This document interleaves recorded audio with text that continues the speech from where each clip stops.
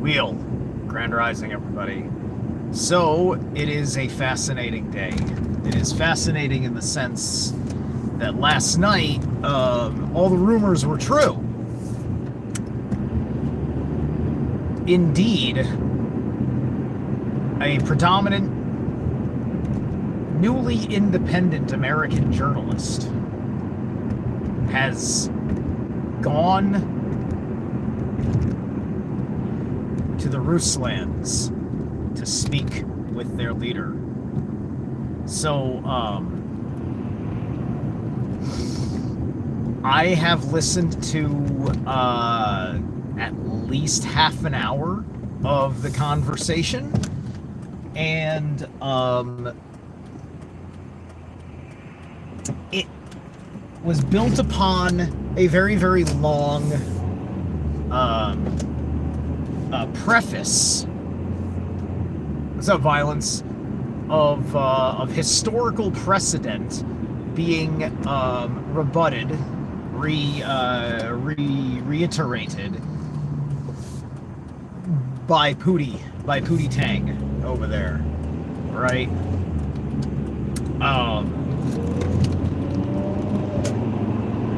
And as I'm listening, I'm like, okay, so he's making a historical precedent argument. That's an important argument that works on the world stage. And the problem is that America is the director of the stage of the world. Oh, you're starting to read. Which Liber is 777 Violence? I don't remember. So anyway, because I can't remember if it's like the one that I read also. What are you saying here? And listening to Lon Milo. Okay, yeah. Yeah, Lon Milo's interesting cat. A well-jabbed cat, but I guess his magic works because the jab didn't get him, but his magic didn't work because he needed to get jabbed. So you tell me. Tales of Catholic correspondence. Ah, right. Yeah. Well, there's plenty of mystery hidden within the Catholic Church that they don't seem to share with anybody, which is why Christianity is failing. It's because its mystery is dead. But anyway, so as far as our situation here with the Ruskies, I have to see how the rest of it goes, right? Because that historical precedent is great, it's rational and everything else, but we're talking about the human conflict of it all, right? It needs to really get into the explanation of why the Ukrainian state is bad for people who don't want to be in a Ukrainian state, right? Because ultimately,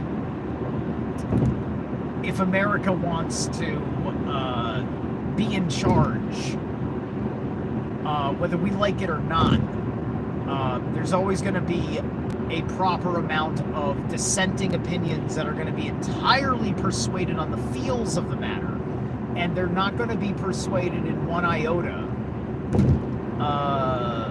about anything else because you're bombing innocent people because you want a country, so on and so forth, right?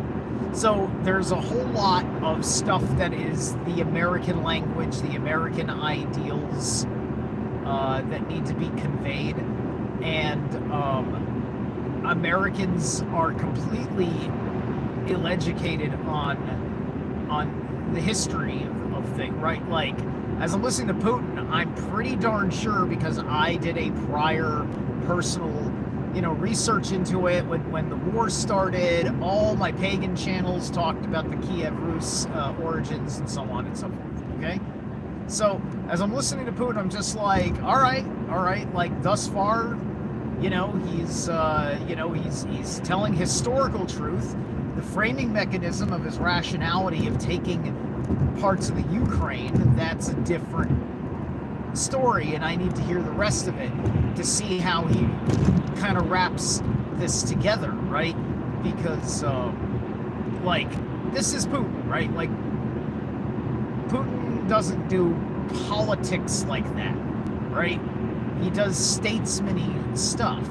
There was a there was like permission, like, can I take a minute and set up some history to rationalize why we and I believe we have a right to do what we're doing, right? Because he's trying to invoke a right, and if a right is untrue, then its invocation will be false. It will fail like a curse. It will backfire, right? This is why it's okay to let someone speak. It is okay to let someone speak, right? And then you can bring up what you need to bring up after you've given them a chance to explain themselves. All right? And it's part of the difficulty of the truth, especially when the truth at present has the potential to influence somebody to do harm.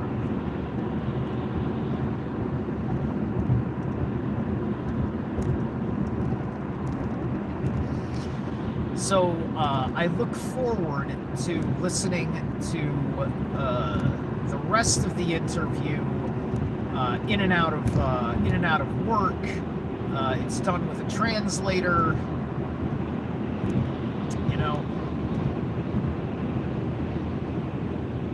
I mean, like, and I've heard that Putin actually is fluent in English, but he does it in Russian anyway, because it's important or something to the words he puts on record, or something like that, right?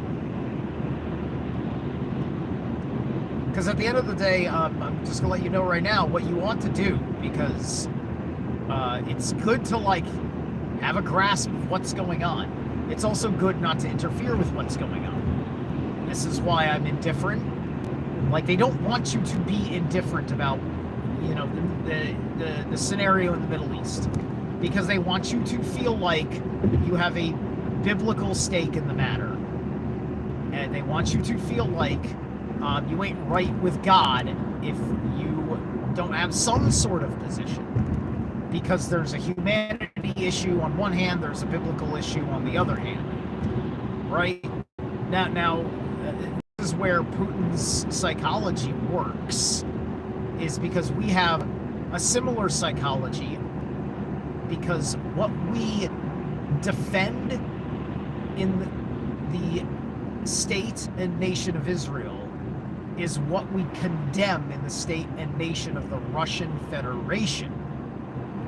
And Putin did make certain points about how things became established after the fall of the Soviet Union. It took a hot minute to get there, right? Because I'm assuming that at that point Tucker Carlson is like, okay, finally we're in the modern era, right? Because even Tucker was a little bit like, oh, I don't understand how it's relevant. It's just like, yes, you do, Tucker. Shut your fucking whore mouth. Shut your fucking whore mouth and listen to the history about the fucking war you care about. Which he did, but he also had to fucking kind of throw that out there, right? But that's also fair, because I'm sure that Tucker is trying to get Putin to say something that makes sense to people on his side of the aisle. Like, and I mean the American side, meaning he's looking for not just talking points that are coherent to the right, but also talking points that are coherent to the left, for the greater sake of things, regardless of who wins an election. You hope that you have a positive influence through the truth on the body politic, which then will force the hand of the political leader, right? And that's the game being played. And it's an easy foregone conspiracy to just say that everything's manipulated and fucked, because it's an abusively reckless oversimplification of what is kind of true, that the level of control. But dude, the level of control of the unconscious you and me should not be fucking necessary if they have that level of control. There is an absolute need to build up a certain level of manipulation, and they will cancel plans if they don't get their unconscious consent from us, based on us not understanding causality, rationality of thought, primordial elements of agreement for certain things to happen. It's the reason why 2020 went down, even though it seemed like nobody really wanted it, but then everybody acted like they wanted it, even though nobody talked about wanting it, and that there was no discussion, and that was the end of the argument. And it took us 9 months to get to the place where we were forcing them to have the argument for the sake of those who didn't want to feel forced anymore to be participating in their settled argument. And this is the same mindset is carrying over into war and everything else that you can rationally fucking think of. This is the hand that we have been dealt in the world. And